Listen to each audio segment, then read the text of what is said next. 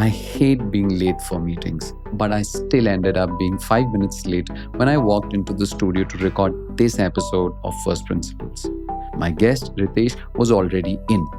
We were at Spacebot Studio, a sleek new space overlooking the metro in Bangalore's Indiranagar area. Ritesh was asking the studio owner Sumesh a bunch of questions. How big was the space? How many bookings did they get in a day? Were there other studios around in the location? And it's not surprising because my guest was Ritesh Agarwal, the founder and CEO of OYO Rooms. This even came up in our conversation. While the rest of us saw a wonderful studio, Ritesh saw prime real estate with unfulfilled potential and utilization. He sees the world differently, as most founders often do. For example, Ritesh explains how he sees the hospitality industry, in fact, all of India, as being primarily supply constrained. The solution, though, does not lie in simply increasing supply, but in utilizing it better, as you would have guessed. And if you go back and look at how OYO was conceptualized and built by Ritesh, starting from when he was just 19, you'll realize that this is the very foundation of his business model. And as our conversation progressed, his lens of the world came into sharper focus. Ritesh answered all of my questions with very specific models and frameworks that he uses. But he's not content with just leaving it at that. He breaks them down. He gives me examples from his life, the journey of OYO, and even from books he's read. And it makes sense because the first thing Ritesh told me is that he loves great questions. Across this episode, we talk about why Ritesh loves being called the Chief Clarity Officer. What is OYO's unbeatable strength? The three ways in which young people can learn from the school of life. And why Ritesh wears his naivety on his chest. The Ken is a journalism organization that takes ethics and disclosures seriously. So I do want you to know that Ritesh, through his investing entity, holds a very minor stake in the Ken's parent organization. But our editorial strategy has always been and will always be independent of our shareholders and investors. That said, I'm really excited for you to dive into this episode.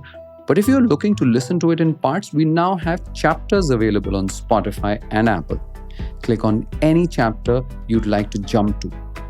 This is First Principles with Ritesh Agarwal. Let's get into it.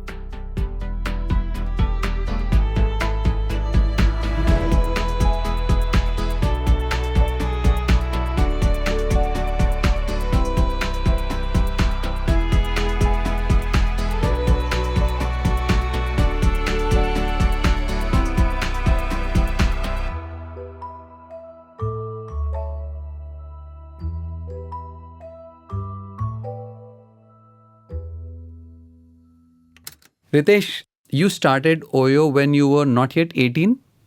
I was around 19 when I started OYO, yes. 18 plus and I Huh. was close to 19, yes. How old are you now? I just turned 30. I turned 30 last week. Wow. In this time, from the time that you started OYO to what it is today, I mean, it wasn't even called OYO back when you started it, right? You've gone through multiple pivots. What the organization's name has changed, what the organization represents has changed, the scale of the organization changed. What is OYO today and what was it when it started out? So thank you for having me here, Rohin. I was, of course, looking forward to this chat, but my intrigue increased because I had read a bunch of newsletters, but I used the opportunity because I was coming here to finish up reading some newsletters that I had missed earlier. And it's just fascinating. Every time you read one of them, you feel like it just allows you to think in a different tangent, which sometimes you may be trying to do on a daily basis, or sometimes it may be absolutely new. So I'm looking forward to this chat so that I've always learned Ditto. that. I mean, likewise. I mean, we've been trying to schedule this for a while. I'm glad that we finally got to meet. Yes, because look, I think entrepreneurs more often than not, it's said that they may not be they may not need to be told the answers. They may just need to be asked the right questions, And probably the answer lays with That's a themselves. wonderful. I'm going to add it to my repertoire of idioms or sayings because that's fascinating. So you'll see this with yourself as well, right? Like a lot of times you may have an answer about how you would like to make decisions. Only when you're asked the hard questions, you end up thinking, well, this may be the solution to it and may replicate. At least that's what has happened to Do me. you collect questions? Because do you collect great questions? Because, I mean, just continuing from what you have Yeah, yeah, said, yeah. one I of the try things to. I've observed is that it's not about great answers. It's about great questions that unlock great Those answers. answers. Yes, and I think um, as an entrepreneur, you have to be good in answering, but you have to be even better in asking questions, both to yourself and people around you. And I try to collect good questions. So I'll tell you one of the questions that uh, I think in this, I will use this in this context of what I was explaining, which is where OYO started and where it is today. So I started OYO when I was right out of my high school. So I finished my 12th grade. I always had this thing of trying new things. I was naive enough to think that after a few internships during high school, I was ready to build a company of my own. I say naive because if I knew how hard it is, I probably wouldn't have done it. But at that point of time, you read TechCrunch. Ken wasn't around then, but if Ken was around, I could say that, by reading Ken, TechCrunch, you feel like it's so easy. You feel like, well, if everybody else is doing it, maybe I can as well. So I thought that I should start a company of my own. Same time, Sorry, Ritesh. Why do you say today, with the benefit of hindsight, that you wouldn't do it? you know, I wouldn't do it at that time because the first few years were so hard, Rohin. I think you have to, the 0 to 1 of really starting a company, a lot of people underappreciate the absolute small problems that come by, especially when you are of the background and knowledge that you have, right? So you're going into the hospitality industry, which is an industry which has long had people who have been professionals for decades in the industry and starting new businesses. The participants in the industry, which is either the hotel or property owners, would appreciate somebody with knowledge of the industry. And similarly, for customers, what they would like could be absolutely new depending on the city or the location or their backgrounds of customers. And even the very basic thing like that of setting up a company, opening a bank account, convincing somebody to take a meeting from you. A lot of these are people take for granted when you're starting a company. But the first 2 or 3 years, frankly, you have no time to build a business. You're almost always trying to fix the basics, which I'm sure, to some extent, you may have noticed when you were starting your own business. Isn't it? I mean, just sticking with that point, isn't it in some ways easier when you're young, hopeful, with nothing to lose, and you can kind of throw yourself at the problem? Because the older you get, the more, I think, dependency, self consciousness, all you have. Like you said, something as simple as getting a meeting. Yeah. Right? Yeah. A young you would be, I gotta You're do okay it. to take rejections. Absolutely, right? Like, if you were, let's say, 25 or 30, your ego comes in, Yes. your education, your status, and then you're like, this person didn't respond to me. I'm not going to like. So, in No, some I ways. think I think first off, I have zero regrets. I'm actually very happy that I started when I did. But I'm also thankful that I was not so well versed with how hard it is. Because at that point of time, if I knew how hard it was, I would have thought that should I pursue something as hard as this now? But in reflection, I feel it was the absolutely right choice of pursuing entrepreneurship back then because age was on my side.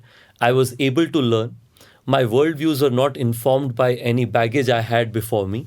My worldviews are truly, I'm not trying to plug in first principles oriented. No, not at all. You were an Because outsider as well. I You was had an no. absolute outsider, both to entrepreneurship and to, I'll tell you this. So I used to go to, every entrepreneur who would be listening to me would have gone to a startup weekend, startup Saturday as used to be called. All of these various startup events, I used to show up as well. And even there, I used to be the Hoping to outside. find a co founder? Hoping to find a co-founder, a business operator, somebody who would work with me, an engineer, at the very least, get free food because, as you may remember, you don't get charged to go to a startup Saturday and you get free food. And I'm very thankful for that. But more often than not, I think even there I used to be an outsider because everybody in there was coming from an engineering background or a business background. So they had something to talk about. I was a high school kid who nobody knew. So I have learned that showing up every day is a very critical part of success, right? I think first month people saw and they said, well, maybe he has this new excitement for entrepreneurship. Maybe it's the first month he's trying it. Second month, people said, well, let's see how many times he shows up. But in the 12th month, people felt that this kid is not going away. He's going to be around. So might as well figure out some way of engaging. And I think the second year, people thought that, well, now he has a business going, small business, but something. Third year, it became he's had to pivot, but already he's pivoted and got 20 hotels. So something. So I think every year, somebody who sees you in the journey, their appreciation for your work grows and your ability to convince people around you also sort of improves. But anyway, switching back to starting the company. So started OYO in 2013 June. The money that helped me start OYO was a Thiel fellowship. So Peter Thiel is founder of PayPal, early investor in Facebook. Coming to questions collection, one of the questions he asked me, so there's a set of questions you have to answer for the fellowship. A couple of questions that I've sort of kept close to me, a treasure of questions as we were discussing earlier. One is, if you had infinite capital, what would you have done? And the other, what is the one thing that you believe in that nobody else around you believes in? In my view, questions like these are actually not one time in life, right? These are questions that you should be asking yourself probably almost every year. So I think I'm lucky that I became one of the earliest Indian residents to be a Thiel fellow. It was my first overseas flight, first time I used a passport. I went By the way, from, what was the answer to that question? What do you believe in that nobody else believes in? I think at that point of time, by the way, I ask this question to myself every time I'm trying to sort of launch a new BU, a new product or something, that what is the one thing I believe in that others don't believe in. But at that point of time, I think I'm trying to recollect. But as far as I remember, it was about I want to do something big in the travel and hotel industry. And people believe that having your hands dirty for 10 to 15 years in this industry will help. A lot of people have advised me that I should go work in hotels for some time before I get to doing this. And I believe that if I worked in hotels, I would get biased towards the way of operating that exists today. And hence, I believe somebody young who's coming from no background will end up creating a much bigger impact. At least that's what I remember as the answers. But it's a good point. I will go and check out my application. There's a very interesting thing they do. After they make you a fellow, they make you write a letter to a 3-year older self of yourself. That 3 years later, you will get this letter back and you can open it and you will read for yourself what you thought you will be 3 years later and what you really are. And you write a letter effectively to a 3-year older self of yourself. So I have that also. So I'll try and open it. It's a good reminder for that. But, for me, I truly resonate with the first line that our contract started with. It started with saying, we never let university interfere with education. Which is, if you go a little bit deeper, I think education This is the Thiel Foundation's. is the Thiel Foundation's. I think it's spoken by a very famous. It's written by a very famous author. How could I miss this? I'll come back to it. But I think I really resonated with that. It was a transformational experience because I think traveling in some way gets you a much broader exposure. I learned so much being around people who were thinking big. So I used to be at the Hacker House where Dylan Field of Figma would come and pitch saying that, well, I'm trying to build this new online thing because a software, an installed software, a native software for building product designs is too hard and hence Figma will solve it. I think seeing a lot of that at that point of time allowed me to reflect and say that, well, everybody around me is thinking big, so maybe so should I. Last 10 years, today OYO is a leading global hotel brand. We serve close to 16,000 small to mid-sized hotels as their exclusive distributor and their brand. And on the other hand, we serve around 80,000 holiday homes. We do this in 35 countries around the world. And of course, we've gone through our highs and lows. We've had some exceptional highs when we're growing at a speed like never before. It was followed with COVID, which was one of the toughest times for anybody in the travel and hospitality industry, let alone somebody or a company which was growing so rapidly, which means that you had forward invested to some extent. But I think finally it feels like it's time for the green shoots. So we've gone through our highs and lows, and I feel like every day is a new learning. So, to come back to my original question, how would you describe what OYO is today? I would describe OYO as, most people who'd be listening, they would have seen OYO as a consumer brand. That is, we provide a clean, comfortable room at a price point that is affordable and value oriented to customers, which is to significant extent correct. But that said, what a lot of people don't appreciate is we ourselves see of us as beyond a consumer brand, a problem solver for the small hotel owner. Because if you think about an individual small business owner who's running a hotel, 70% of the hotels that join us have had zero online revenue before OYO came by, which means that they had no footprint. The first time they get any digital footprint is us. We put them on, of course, the OYO platform, but multiple others. For the first time, they recognize the value of content. Even though in hotels, you're more or less reserving often by using pictures, reviews, and ratings, right?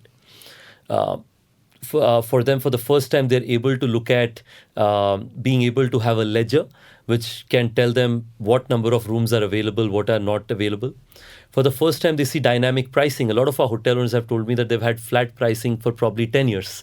And for the first time, the 20 rooms that exist, almost every room sold at a different price, which is truly the concept of supply and demand that should exist. So in our view, at least in my view, I feel like we, of course, are a consumer brand which likes to provide affordable, clean, comfortable, right-priced, right location experiences.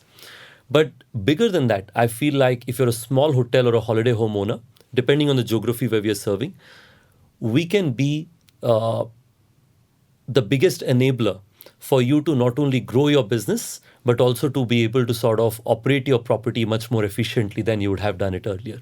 So, if I may understand that correctly, what you're saying is from the outside, people view OYO largely as a demand-driven company.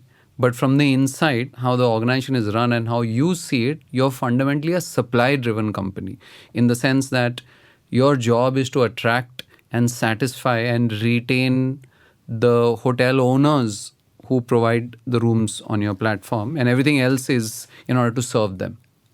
Absolutely well put. And I will go a little bit deeper in this. I and our management have a fundamental view, which is India is a supply constrained market, not a demand constrained market. If you can get a 1,500 rupee clean quality room at a good location, it will sell. You don't need to market it anymore because there is dearth of great quality supply in some form or the other, right? So I think, for example, imagine this studio, right? So if they get this studio, location is of course right. If they get it at the right price point, of course, the quality is... Just for context, we are sitting at Spacebot Studios in Indiranagar, prime absolutely. Indiranagar and location. Indiranagar is beautiful.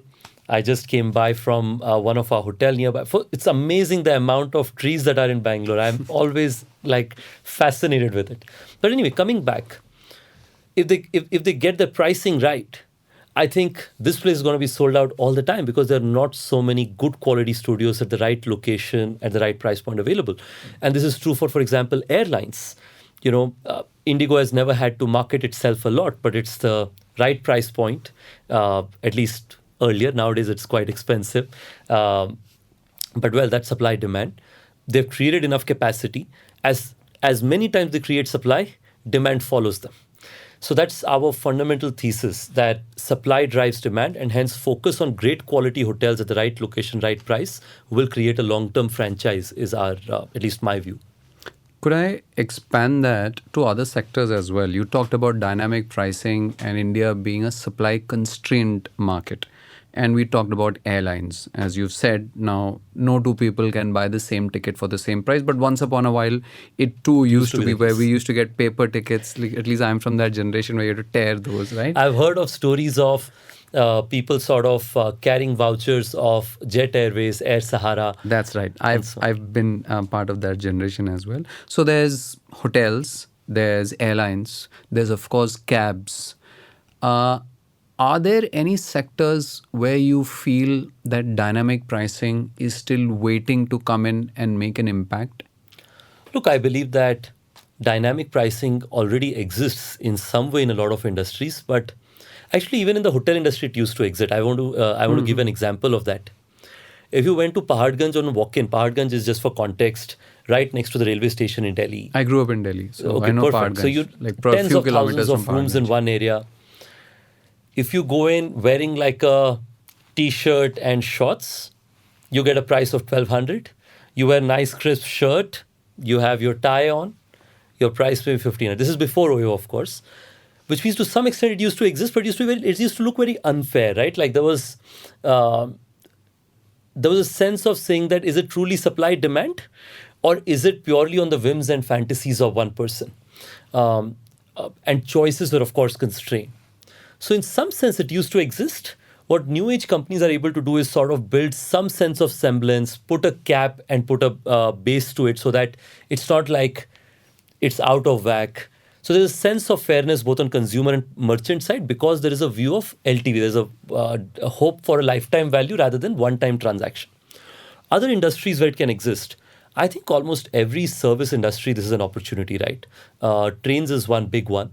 Of course, trains, the supplier is not many, and hence maybe it's hard to But there imagine. too, it's happening, right? The news that we're hearing these days, we've spoken about it as well, is that the mix of tickets in a train in the Indian Railways is changing, and more premium seats are being added instead of general compartment seats.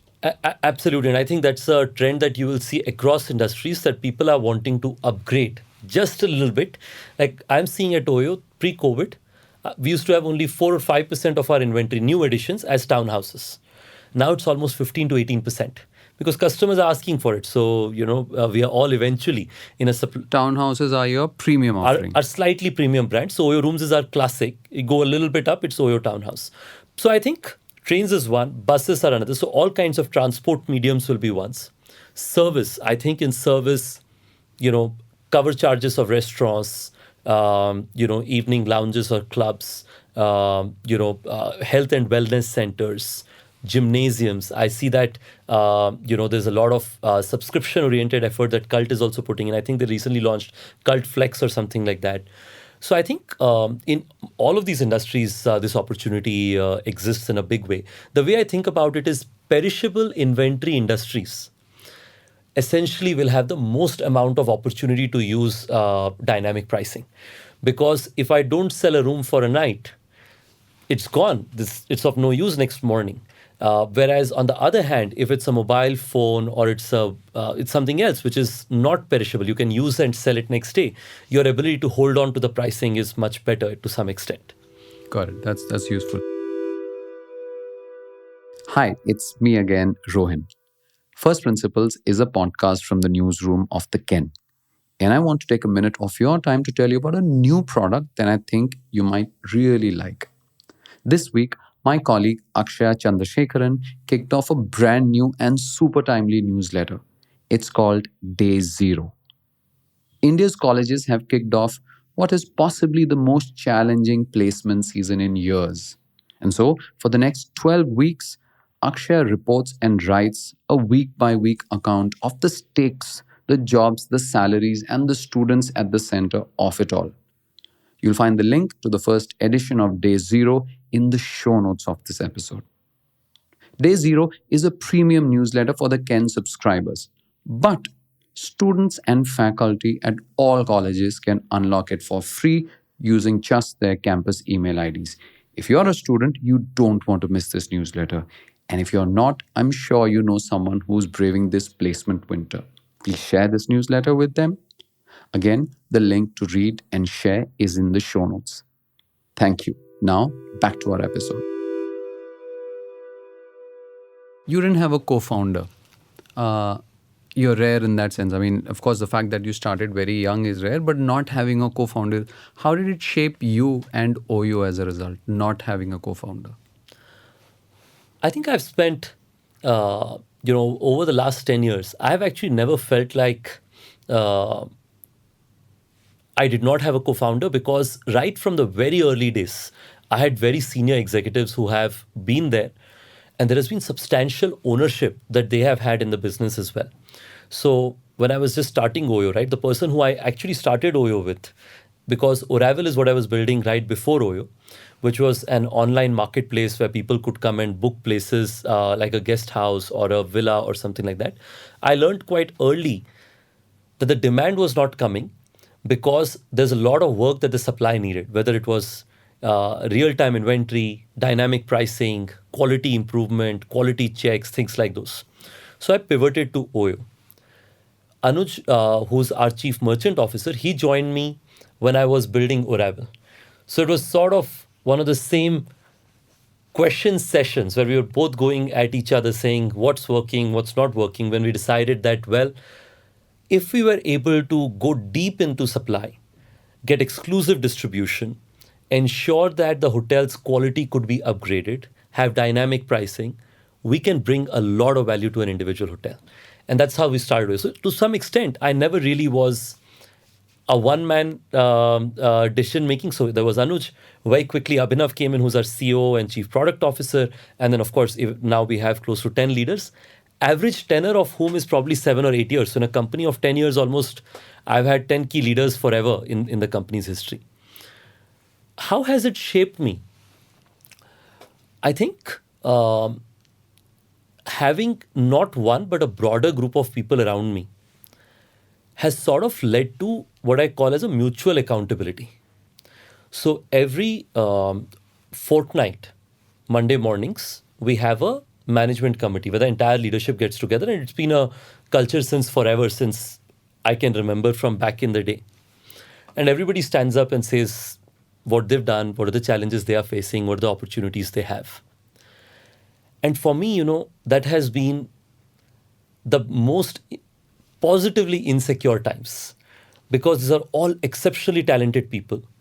Somebody is very good at legal, somebody is very good at HR, somebody is good at product, somebody is good at engineering. And I have absolutely no background. You're the CEO and the generalist. Right? So I work on Sunday evenings vehemently to prepare for that morning to see that what is the unique value can I add in that group of people, because we all have to earn our stripes every day, right? To be the person who is operating the company. And I have learned that the one unique skill set that I bring is my sense of naivety. I have tried to wear it on my chest as a strength. And I try to spend exceptional amount of time meeting our customers, hotel owners, team members, folks in the industry.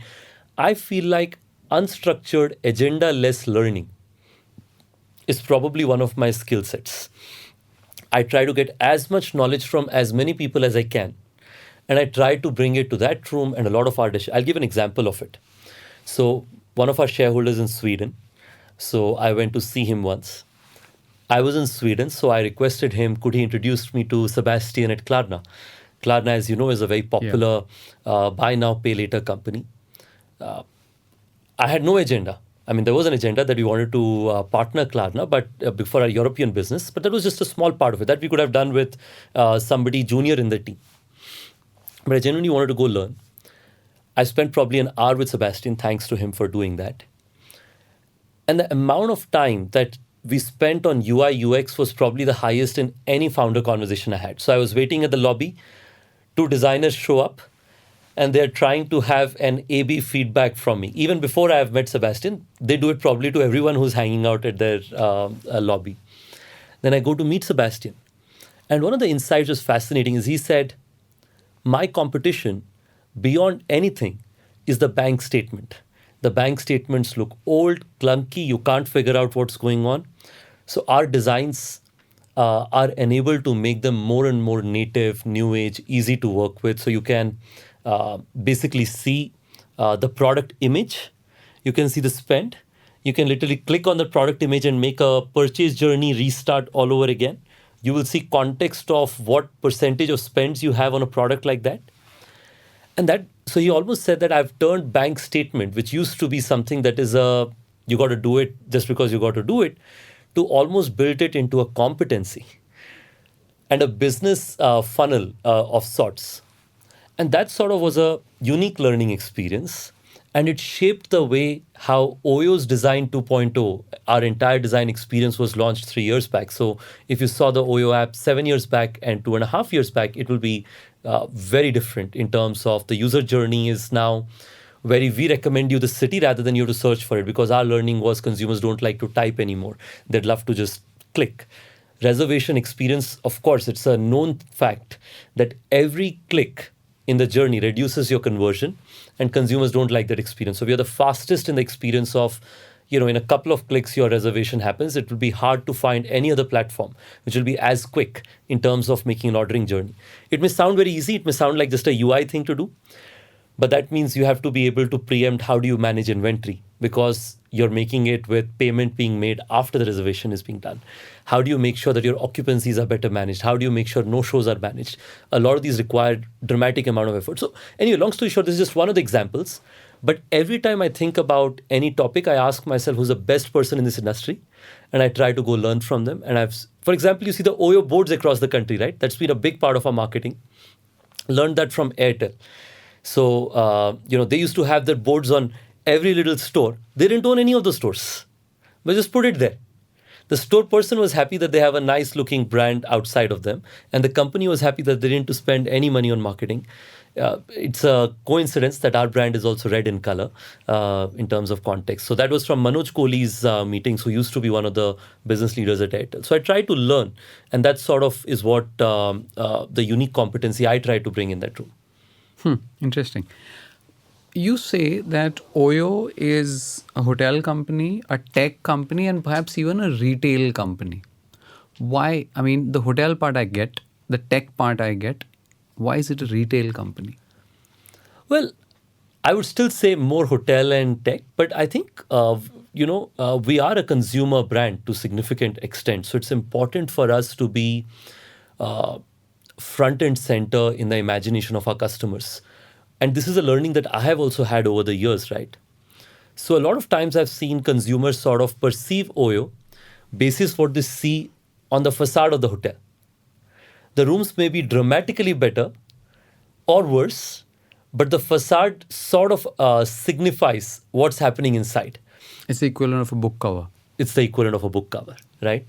So in my view, a lot of my learnings over the last few years has shaped that how our brand is perceived is as important as getting the right room for the customers and as getting the easiest mobile experience for customers to book and hotel owners to utilize the experience. So you'll see small changes we've made. 5 years back, every OYO advertisement used to be OYO starting at 999. Last few years, it's probably that 999 is sort of erased from people's memory. So we've made small, but our townhouses look sort of identical from the outside with the gray buildings with the red doors. It's still early because we are such a large brand that making this evolution, it's a few years effort. It doesn't happen overnight. But you're trying to make that effort in order to make sure that when consumers see us, they can relate with what they're seeing on our mobile experience and also what they perceive of our in-room experience as well. Is that where the retail bit comes from? Because you're saying that at the end of the day, a consumer will see you as a retail brand and therefore they will want to interact with you in the same way. Yes, our consumers see us as, I'll make it slightly more broader, and as a consumer brand. This is that I'm a consumer buying a product from a certain brand. And I think to the extent I think of that brand as something that I want to relate with and I want to spend more time with. Hopefully, they will try and use us for experiences beyond just business travel or leisure travel, depending on what they're using us already for. You're gearing up for an IPO. Has the atmosphere within the organization changed because of that? And if so, how? That's an interesting question. Look, I think it'll be important to just contextualize it with the last few years in terms of recency.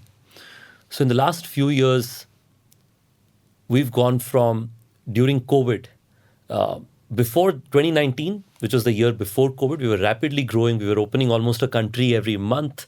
Um we were showing up on every street and neighborhood in the country. And then COVID shows up. We had to overnight make changes in order to see through COVID. In simplest words, I can explain it that way. So we had to do innovate our business because our customers and our hotel owners' choices and interests dramatically changed. Uh, Capital availability was in short supply if you're a travel or a hotel industry company. So we had to protect as much of our cash as possible. We had to make tough decisions to say goodbyes to some of our team members, a lot of whom I would have, or our senior leaders would have personally interviewed, recruited. We had fought shoulder to shoulder in the journey over the few years. So it was a tough time. It was a tough time. Outside in, this was a time when a lot of people were writing obituaries about our company as well, that will OYO see through the end of this journey? Understandably so, because we're in the travel industry, and nothing in travel was doing particularly well, to be fair. Not just travel, movie industry, airline, any of these. In those 2 or 3 years, I think our company truly changed. The way we perceive perseverance, changed completely, right? Like, I feel now that we've seen that, no amount of trouble, will break us unless, we don't put our hard work, right? So to the extent we put our hard work, I feel like our resilience is tested in the toughest of times to some extent. People's beliefs in the company dramatically improved because they had a choice at that point of time to go to one of the exciting businesses. Because COVID, there was funding in new age startups coming left, right, and center, right? But we were actually having to do pay cuts. So it's absolutely two dichotomies at the same time. So the people who chose to stay with us then, I think their genuine belief in what we were building was probably at its highest. So contextualize with that. Now the company is at a place where, last year was our first EBITDA positive year, not net profit, because we still had a fairly large, ESOP cost and an interest cost. We are gearing up to have hopefully a very strong PAT year at some point of time. That has sort of made people's conviction in what they're trying to do very strong, but they've also learned from the mistakes of the past. This is, in my view, a great combination.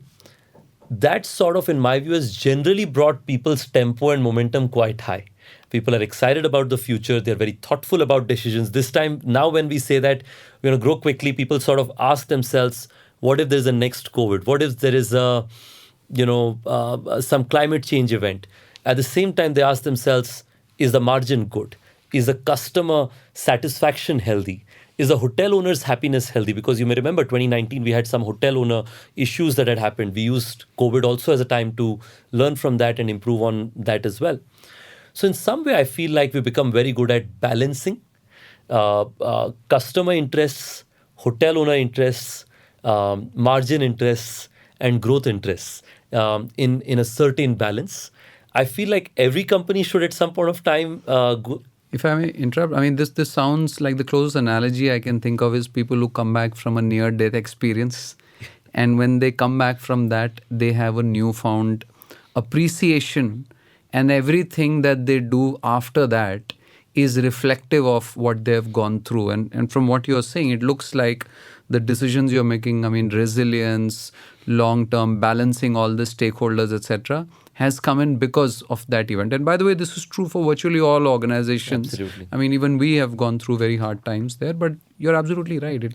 Yeah, look, I think that's a great way to explain it. I think, and this is not just for me individually. I'm not even saying this for a leadership. I mean for almost every OYOpreneur who's been through this journey. I think they've been in this period when the obituaries are written, it doesn't just impact the founder and the management, right? A team member gets told by the relative that I just read this on the news yesterday, that the company is going out of business. What are you doing there? Should I introduce you to a company? And the team member has to resist that temptation and say that, well, I have myself received a few job offers, but I want to make sure that I give my everything to the company until I see it through the end, either successfully or not. So once you've gone through it together, no, I feel like people come. Like I'll tell you this. Of course, I like watching cricket, like most Indians. If you read about the story of the Indian cricket team which won the World Cup in '83, or the Sri Lankan cricket team which won the World Cup, I think in '96 they won, or whenever. I think the Sri Lankan team's cricket win. I've read about that story. These often come at times when the team has been written off almost entirely. I hate to say this, but even the Australian team this time, they were also not being considered as favorites. But just something happens when everybody thinks that The you're not going to be underdog. successful. You're the underdog. You can use that as an opportunity for everybody to come together and say that we're going to prove that we can see it through. And you're not going to. That was my question for you. I mean, this sense of mission. When you hit, before you hit COVID, I'm assuming that a lot of the people who were in the organization, the mission was, look, we are a hyper growth organization. We are raising so much of venture capital funding. Our valuation is growing year by year, etc. Right? It's a different mission. And now you say COVID's hit, and now you're saying we're the underdog. So not everyone takes well to such a dramatic shifting of goalposts. Because someone who signed up for the hypergrowth journey may not necessarily appreciate the underdog journey. So what did you do, or what was it like within OYO as this shift was taking place, and from we are invincible and no one can touch us to now, as you say it, You're we are being the written off by underdogs. everyone. You're the underdog. So how was Look, the I'll tell you organization this. handling this? I have a true belief, which is over communication is a beautiful thing.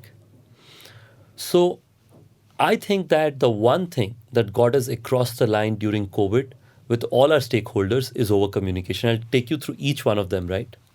Hotel owners. Remember, we were already having some challenges with hotel owners going into COVID. There were news articles about hotel owners were unhappy about some of the contract changes, some of the fee structures, or something like that.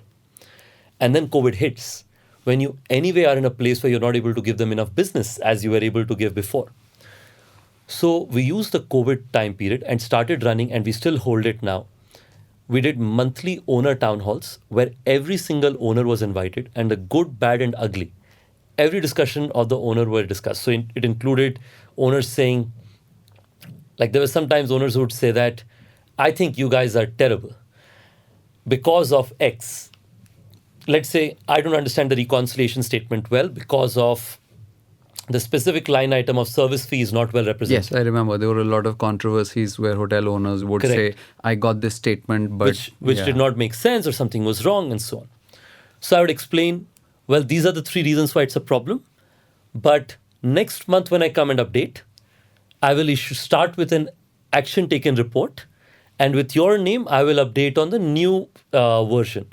And the next month I'll come and I'd actually start with the demo of the new reconciliation statement and say that this is the new updated service fee, which has been itemized at a booking level. Does this help?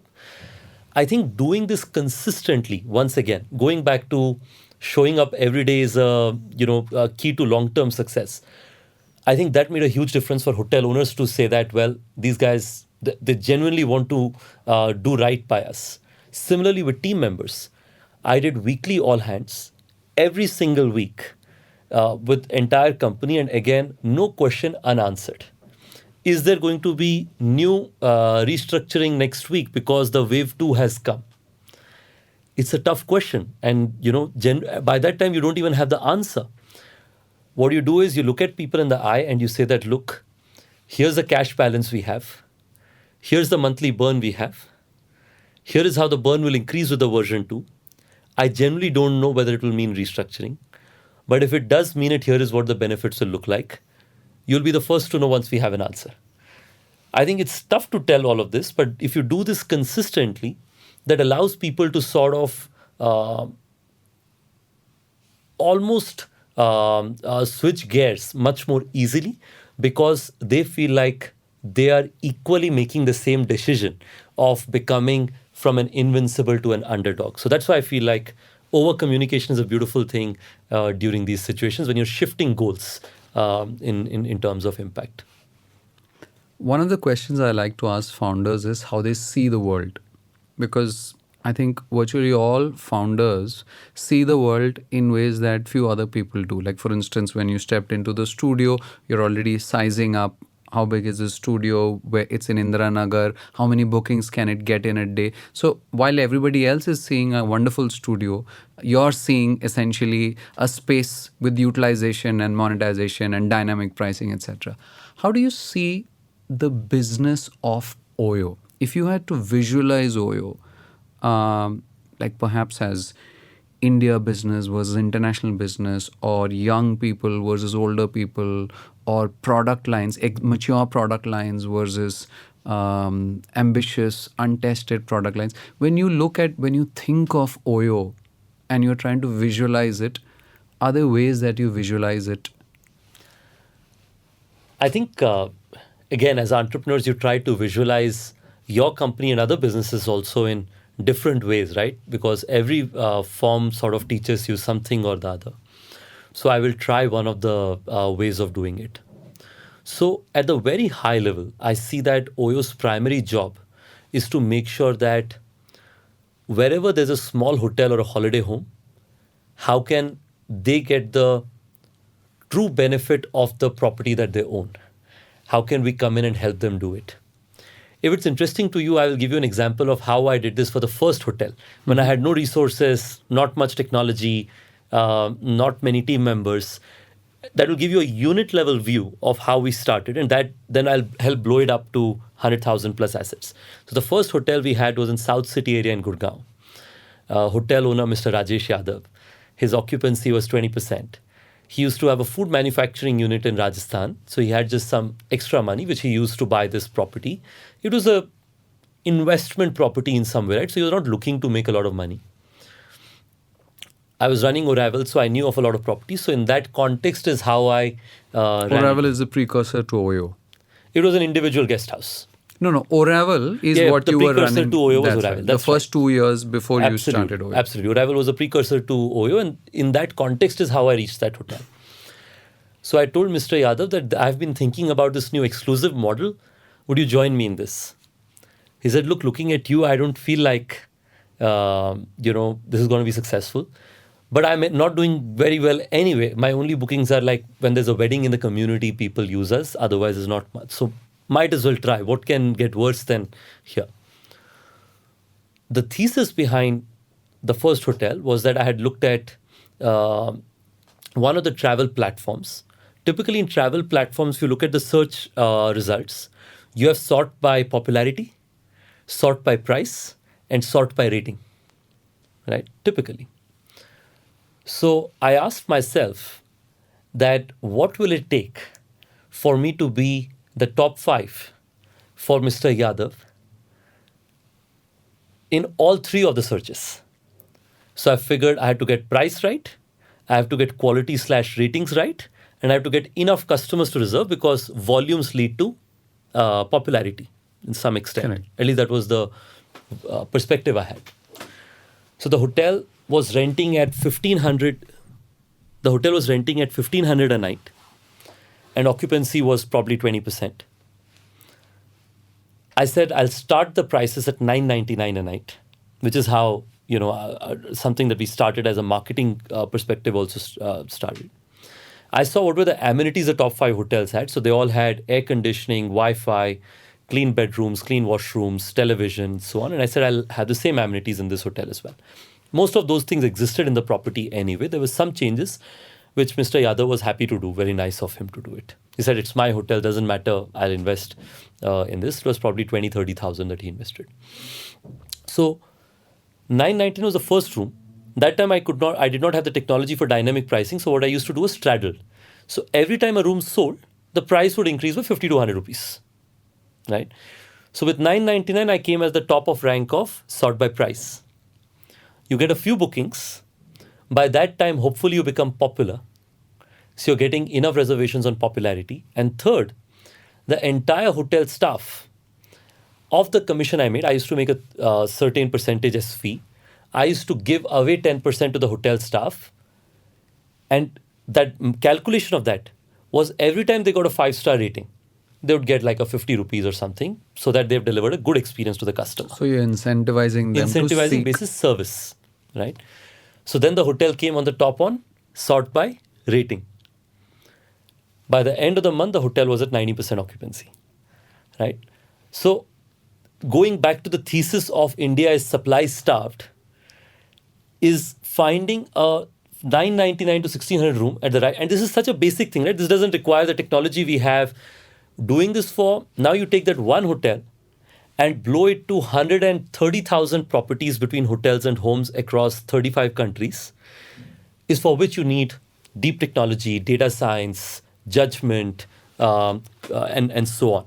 But this is sort of the context of how I always like, now to break down how I think about businesses. I think about businesses in the form of saying, wherever I find supply which is underutilized, and consumer demand which exists if the supply just became a little notch better, that sort of segment really excites me, because it makes me feel like the consumers already exist. So there's a market for this product. There is supply for this product, but it's just that people don't have the data judgment of what changes this supply could experience to get disproportionate amount of demand. So in effect, consumers wanted a 1500 rupee room with 5 amenities and a certain quality of room and amenities. The hotel existed with 20% occupancy, but with a few amenities lesser, dynamic pricing lesser. I was able to come in the middle, upgrade the supply a little bit for customers, and just show up to customers and say that, well, I have exactly what you need, and hopefully marry the two. And now you imagine this across arbitrage industries. opportunity essentially. So you're seeing where there exist arbitrage opportunities around experience and service. Because Yeah, if you I would- improve something, then Yeah, you're I would- able to generate more from it. I would say value additive arbitrage opportunities, Absolutely. because my sense is a pure distribution platform is not exciting to me. Because a pure distribution platform in some ways also an arbitrage, right? Which is saying that, well, a certain product you could book offline, now you can buy online. But my sense is in the very long term, exclusivity of supply is a very core part to long-term value creation. And in especially in a market like India, going back to the principle of India as a supply-starved market, and hence being deep in supply, having on-ground. I actually read the very interesting Amit Lakhotia newsletter on Park Plus, where he had talked about how he still tries to be on the ground. He's, by the way, somebody who I think is a fascinating leader. I have known him since his Make My Trip days, and I think he's a deep thinker. He has a unique way of thinking about businesses, and I relate with that perspective of having some form of on-ground, presence, which helps your customer as well as helps your business owners and allows a long-term moat to your business as well. Your career ladder is very different from almost any other founder, right? For the simple reason that you chose to start something on your own right out of school. You skipped college. And now when you look back, of course, you're a much larger organization now. You hire from the IITs and the IIMs. But today, as Ritesh, what are your views on education? It's a tough question. I think it's worth going much deeper into this. I think at the headline, I think I continue to believe in, education is everywhere. University is one of the ways of achieving it, which is a very important way of achieving it. But there are ways of education that exist outside of university as well. So, two of our senior leaders went to HPS. A lot of our leaders went to, great engineering schools. Some of my leaders went to night school also, right? In the same leadership group. So in my sense, I believe that university is a great way of getting exposure to a great set of community around you who you believe can inspire you, can challenge you, can make you a better version of yourself. But that's not the only way. There are other ways of doing it. And I think all ways can be valuable. But I do think education requires dramatic upgradation in various ways and manners than the way it exists today. I truly believe in case, and I know that a lot of universities are doing this. I truly believe in case study form or case study driven form of curriculum because I believe that unless, and I think that's probably one of the reasons why this podcast is, we were discussing earlier, being listened to by so many people who are also trying to learn about businesses because it's sort of a case studies form of learning in some sort. I try to read as many case studies as I can because I feel like that's a great way of learning. One of my recent favorites is No Rules Rules by Reed Hastings, talking about the culture of Netflix. And I think that it's truly a case study form of learning about culture. Now, you don't have to replicate that exactly. Every company is unique and every company has its own unique decisions, but you get to learn from somebody who's seen their own journey. So that's one. Second, I truly believe in letting people try even more multiple fields. I feel like minors as a way of additional learning beyond majoring in a certain subject, I would like to encourage a lot more because I believe for somebody who's an engineer to minor in law, for somebody who's a salesperson to minor in psychology, I think could be a fascinating way of building a more comprehensive learning experience, which otherwise does not happen through the traditional educational system. And again, I don't mean to say that some universities are not doing it. I know a lot of them are doing it, and some students do it by pursue it by themselves. But those are just a couple of things I would like to do more, I guess. Yeah, I mean, since you said you want to go deeper, let's go deeper. It's wonderful that you say that in your leadership team, you have folks from HBS, you have folks who've gone to night college, and you've got folks who haven't gone to college. So I suppose that comes from you as a founder and part of the values that you imbibe as well. Now, you also said that it's important. University is not the only place to learn from. You can learn from the school of life or by doing or from other places.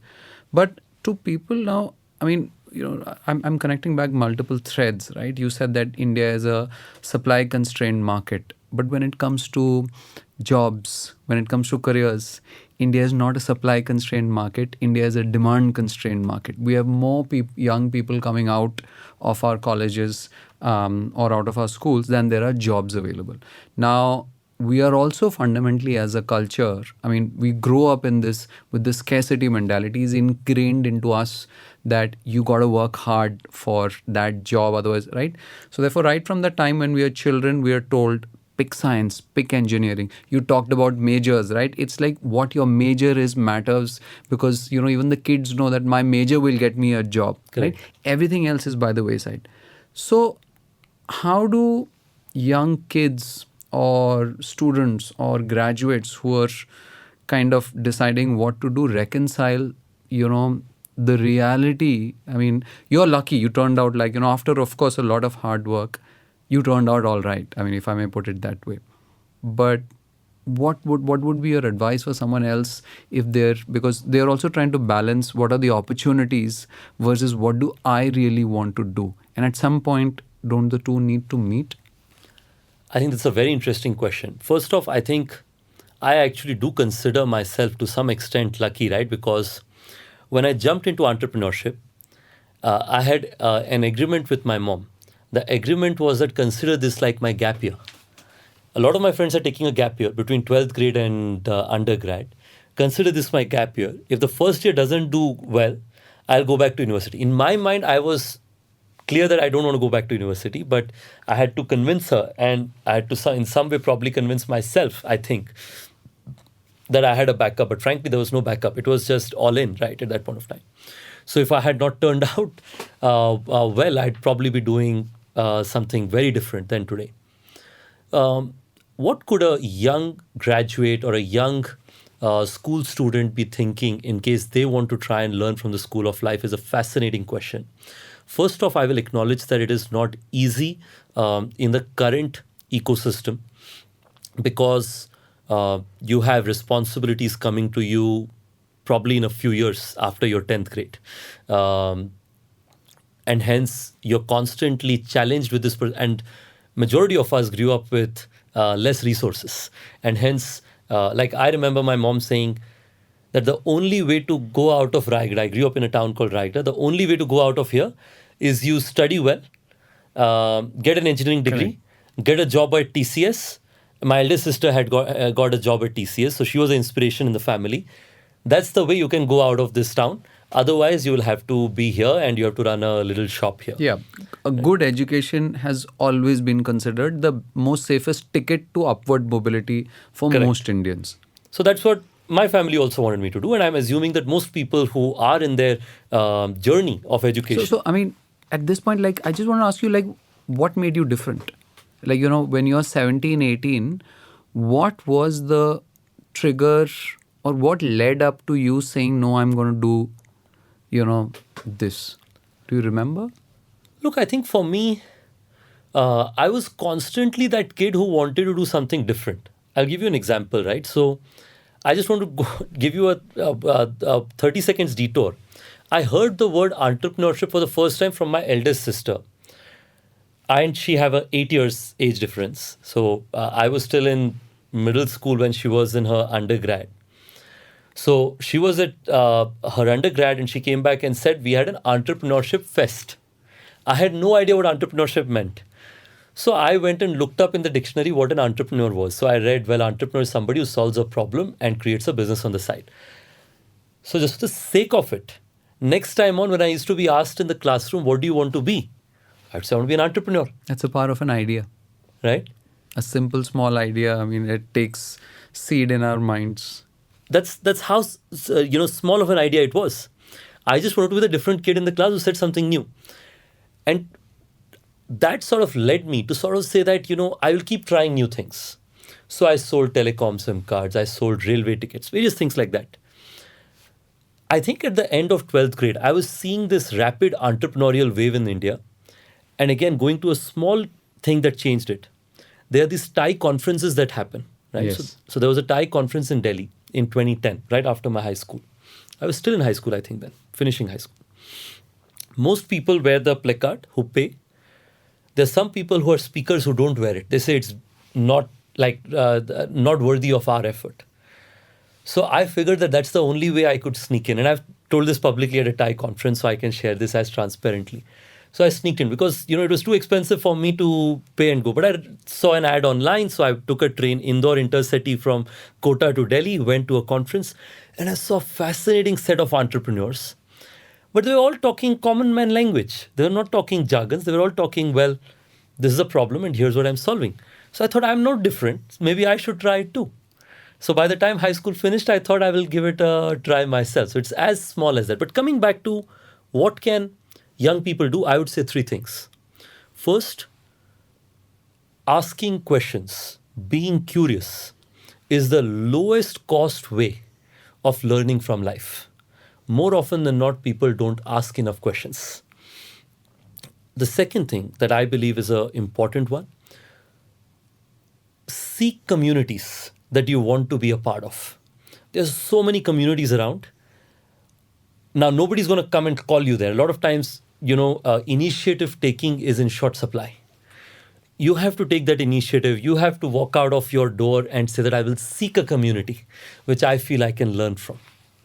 And I would say the third one is thinking big. I think you mentioned about the scarcity mindset. I grew up in a scarcity mindset too. I think I was constantly told that, thinking big is not for us. It's for people who have more resources, right? But I think the TL Fellowship changed it for me. The first time I saw that people had no business, they wanted to be the biggest in the world. In here, I was being told South City, one biggest guest house business you can't build because you don't have the resources. So it changed it. And my view has become that thinking has no cost, right? You don't have to spend money to think. So might as well think big. Of course, then you have a reality check. And then you have to balance your consumer, merchant, margin, and growth interests. That's fine. But before that, being able to let your mind be unburdened is something that. So these are 3 things I would say if you're a young person and want to take the full advantage of learning from life. We also spoke about the scarcity mindset, and I'm gonna like quickly switch to a personal question. You recently became a dad. You became a dad. How long ago was that? So I will become a dad soon. Oh, it's Uh, oh sorry, it's on the way, yeah. but yeah, I think I'm really looking forward to this experience. So one issue or like a shift that you will see as you become a dad is that you grew up in a scarcity with a mindset, and your child will grow up with an abundance mindset. And that will, I mean, of course, like, this is a conversation for a later date, will present its own set of problems, which is, and I say this as a parent of a 13-year-old, kids who grow up with an abundance mindset then have, in that sense, like, that ambition and that drive, and then it attaches completely differently, because they are not wired to think of the world as zero sum, and I have to really work hard because otherwise I will not get a job, because they kind of have a lot, and like, so it's very different. But before we move on from this point, I must, you said when you started, you told your mom that I'm going to start up and it's going to be a gap year. I think a lot of us have had such conversations with our spouses when we start up, and we tell them that, look, I mean, there is a bound on this. I'm going to spend 6 months, 1 year, and if it doesn't work out, that's how it starts. But thankfully, that's not how it But I ends. must say that for an entrepreneur professional success, I have seen that a great life partner is almost like a massive boon. To have a supportive partner is, I think, so I and Geet, I married also early this year. Uh, I have known Geet now for 12 years. She was just getting out of, she was just out of high school, getting to undergrad. I also had just gotten out of high school. So we met at a time when, again, right, like there was no expectations. But I think over the years, given we've been together, because one near-death journey has been COVID. This is the biggest near-death journey, but this is not the first one, right? When you build a company, and you built one, Rohin, you will relate with this, that in the first 2 years, almost every day is a near-death journey, because who knows next morning what's coming your way, right? So I think once you've gone through that, it also not just changes yourself, it changes your families also, and it changes them probably more, because I think as an entrepreneur, you have a sense of excitement, right, for the dream that you see. But your families may understand that to some extent. But beyond that, they're just doing it because they truly love you, right? They want their wife to be successful or their husband to be successful to whatever extent. So I think it's a fascinating thing, and I think it's a part of a professional success or failure, because failure is just, in my view, a starting point to long-term success. I think that is less talked about. I've read that, one of the names that you have in your organization is Chief Clarity Officer. What does that mean, and why is clarity important, and why are you the Chief Clarity Officer? I have said this so many times, but nobody's ever asked me this question. So I'm so happy that you've done this research and somebody asked me this question. So I never worked for a full-time job. OYO is my first full-time job to some extent. But before OYO, I had done some odd jobs when I used to meet professionals, right? Selling SIM cards, meet other people, various other times. Even when I was starting, I used to meet other professionals for co-founding the company or joining the company and so on, early days. One of the things I used to always ask is, why are you willing to leave your company? And most often than not, they used to say, clarity nahi hai. I don't have clarity of what am I supposed to do, or where I'm going with my journey in the company, whether I have growth, how, or whether the company itself has clarity about what they're trying to pursue. So I've seen this question quite often. I'm connecting this also back to your earlier point about over communication, therefore. Yes, goes back to over communication. So my perspective became that the company that I built, now, I will try as much as possible that clarity would not be a problem for the colleagues, for the hotel owners, for the customers I work with, at least for the team members I work with. So that's sort of how it started. So what does it mean in real life? I want to take a moment and explain it. It means I'm constantly in the lookout for places where my colleagues across layers might be confused. It may be, should I sign this hotel or not? Should I launch this feature or not? Should I make a certain kind of investment decision or not? In each one of these areas, a lot of times in companies, they are left to chance that somebody else will fix it. Or worse, somebody's waiting for rules to be formulated. Correct. So that in order to do it, absolutely, because then there will be new roles, new organizations, new teams being set up, and new promotions announced. So my perspective is that not having clarity breeds immense amount of dissatisfaction because decision making slows down. People don't get results. New roles get formed because that becomes the, like you're saying, simplest solution. That leads to, and I recently Brian Chesky had a very interesting video on it. I played it for our colleagues. That leads to politics in the organization. That leads to people trying to say that my team is bigger or your team is bigger. So I have genuinely felt that whenever I have an opportunity, and I try to speak to our younger team members as much as my senior team, maybe more younger team members.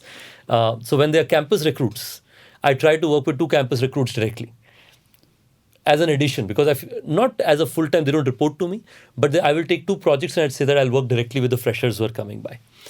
Because the amount of learnings that I get across the organization about where there is confusion, I feel like I come back and say there is clarity. So I call myself Chief Clarity Officer and sometimes also Chief Solution Officer. So I expect people to bring the most complex problems and the most complex confusions to me so I can hopefully solve. And I feel that's the role a founder and a CEO should pursue. I'm sorry, again, because I've read the newsletters recently, this is also one of them, which was from Amrish's Pine Labs perspective of founder CEO versus a CEO. what are the 3-4 buckets that consume roughly 80% of your work week? If you were to put it into a pie chart. It's a good segue. The number one is solving complex problems. So problems that everybody else feels like is too hard, or well, if I pursue this problem and fail, then I would be leaving a great opportunity on the table. Those are my favorites. I try to spend most of my time trying to solve them. Could I ask you for an example of such a problem? Think about US. It's a market that most people thought that we should shut down because we were having challenges as we were getting into COVID. I was hoping for somebody to come back and give me and we had probably 150 hotels in the US going into COVID, right? Most people were unwilling to pick it up as a problem because they saw for the lack of a better word, that the conclusion is near, right? So I said, all right, I will try and help solve this problem. So I asked for a bunch of data points and I basically worked with somebody junior in the team. It's a small team. It's still a small team that works on that business. We learned about what the hotel owners like and what the hotel owners don't like. What do customers like? What do customers don't like? So we learned that the hotel owners really liked our revenue growth. They said that, well, when OYO comes, my revenue goes from $1 million to $1.5 million. Works for me because, again, majority of those hotel owners were not online before OYO came. OYO brought dynamic pricing, content management, OYO OS, a lot of other competencies that we've developed with hundreds of engineers over the years. What they did not like is a bunch of places where our features were inflexible. So we said we will make a Dhobi list or a laundry list of what are those 15 or 18 issues. I ran for 3 months owner town halls for US too, because it was a great way of validating those specific issues that they were talking about and areas that they were strong or they felt good about. 2 months later, a new proposition was launched, which was changed from OYO is one more hotel brand in US to saying that OYO gives you higher revenue. Here are the 10 hotels in your state where we've already done this. Would you like to enjoy it? And before we start, we would start with a sort of projection about what revenue growth could happen. Now, I must not take all credit for it. I was just a small part of it.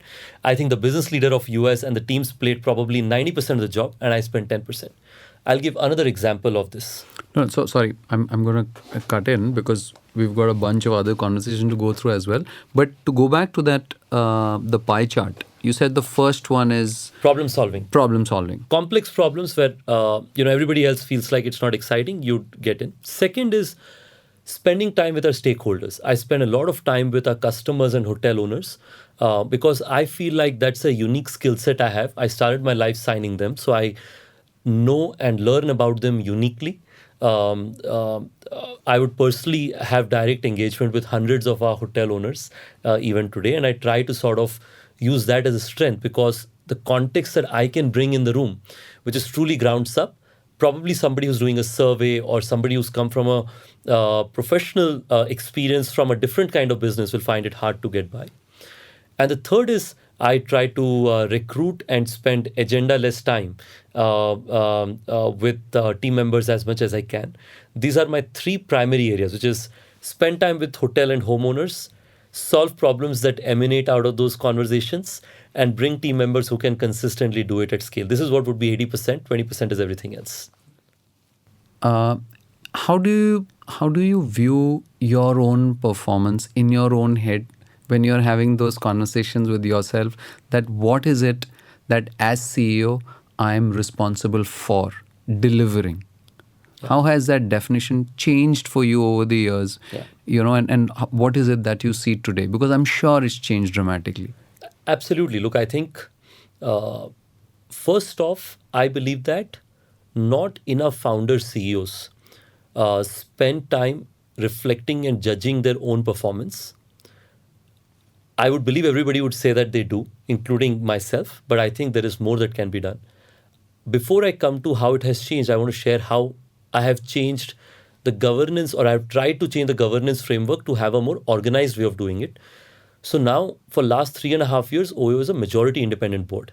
So we have Troy Alstead, who's the ex-CFO and CEO for Starbucks for over 20 years, Steve Albrecht, Deepa and Dr. Deepa and various others who bring a very unique context. And we very regularly try to do exec sessions. Exec sessions is basically that part of the board meeting where the entire management leaves and the directors discuss among themselves about the performance of the management, the CEO, and various others. And then play it back to the CEO, of course, in a more summarized format. And this sort of happens very frequently to some extent, right? I think that has been exceptionally valuable as a framework. I add on top of that, which is I annually send a letter to my leaders asking for feedback. People can send it anonymously or with their name. But you'll be surprised if you ask for it.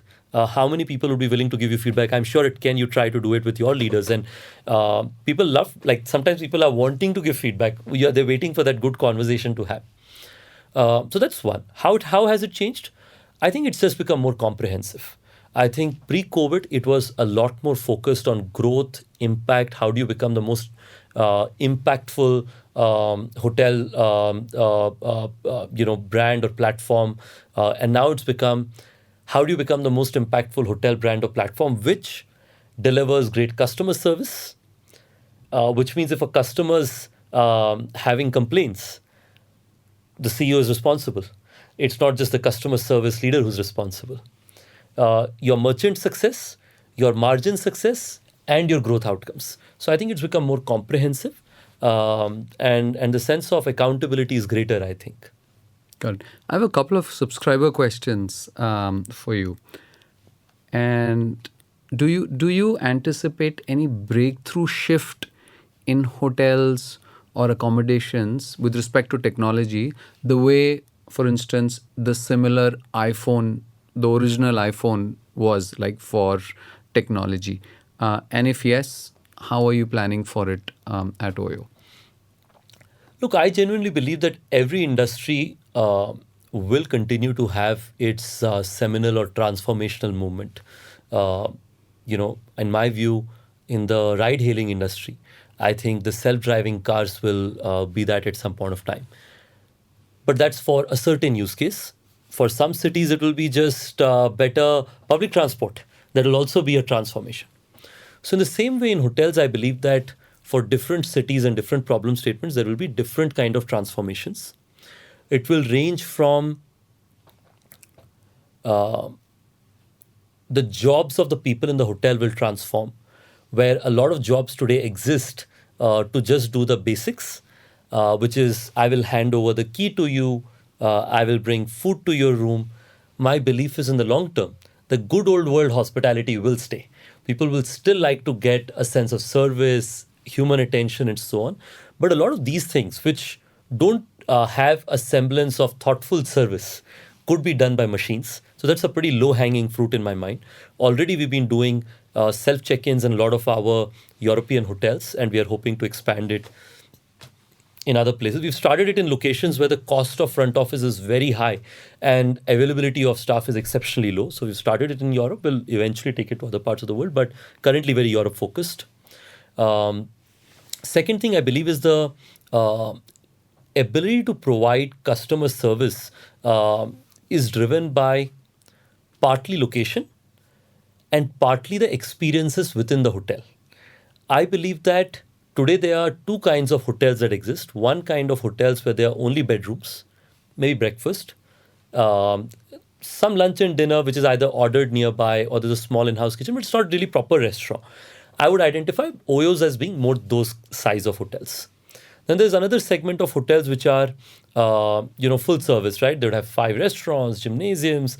These I would imagine as a more upmarket hotels or like a Taj or an Oberoi and so on.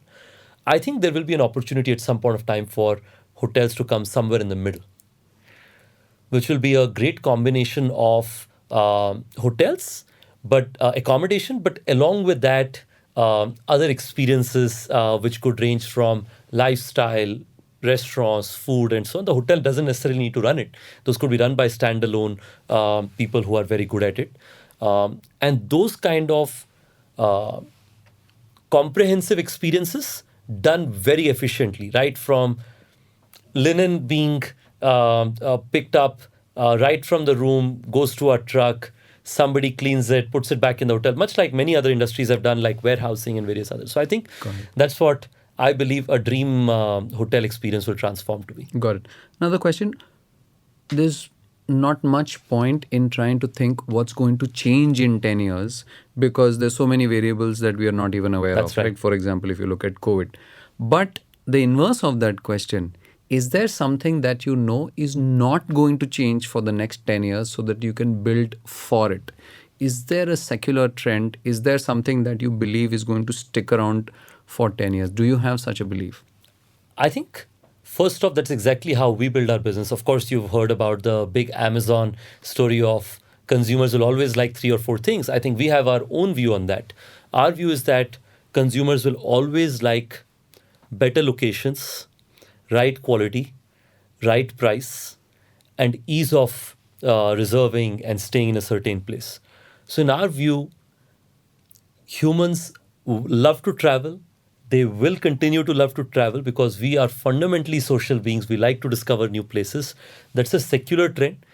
COVID had a temporary break to it, but the reason why we did not pivot, you would have heard so many companies in the travel industry pivoted. We did not pivot is because we genuinely, truly believe in humans' demand and interest in travel. The second thing that we truly believe in is the 3 propositions that I mentioned will continue to be interesting for customers for the very long term. And better is such a... So when we think about our purpose at OYO, so we say we are OYOpreneurs and we believe in bringing positive change. We aspire to bring better stays for customers, more income for our hotel owners, and of course, better returns for our shareholders and capital holders, right?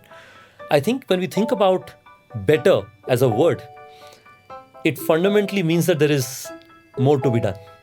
It's you can never achieve that outcome. So due to that, our view is that 10 years, 20 years, 30 years from now, someday maybe I retire and there's some other professional who's running OYO. I think for each one of them, this is an unfulfilled purpose that they can keep pursuing for as long. Thank you for listening to First Principles, the fortnightly leadership podcast from the Ken. If you like our work, please tell us. Rate or review First Principles wherever you get your podcast from. It goes a long way for us. Also, check out our weekly Sunday newsletter in which I write about all things leadership and mental models. Over the past few months, a wonderful community has been developing through our newsletters. A community that sends in interesting book recommendations, personal habits, and reflective Silent Sunday photos. If you want to contribute, I've left a link to do so in our show notes. This episode was hosted by me, Rohin Dharmakumar, with the assistance of my wonderful and talented colleagues. Anushka Mukherjee, our producer, and Rajiv CN, our audio engineer.